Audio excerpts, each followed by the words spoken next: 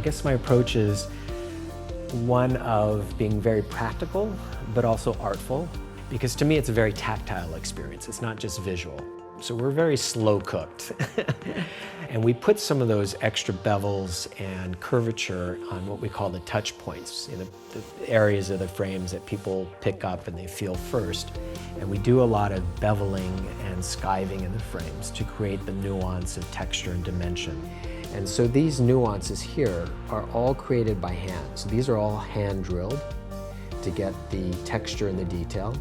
And the front of the frame is actually hand scratched.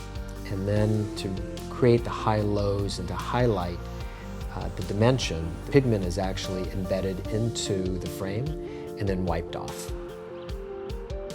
So, it's very much about the Japanese wabi-sabi sensibility, where it's the imperfections that bring the character and the interest and the beauty to the object. One of the things that was really important to me is to minimize any lines typically found in eyewear. And one way that I was able to do that is to create a 45-degree miter on the temple and the end piece so that when the temple is closed, the break in the hinge is actually hidden in the corner of the frame. The temple tips even are a process in and of itself. There's lamination of an additional layer of crystal on the temple tip, and then that is hand drilled. And then from there we do a laser which creates the form of my family crest, which is the logo.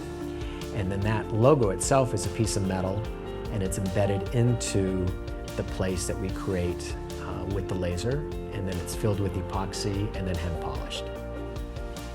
The attention to the little things are really, really important, and the aesthetic sensibility to the object. So I'm creating a line that speaks to that.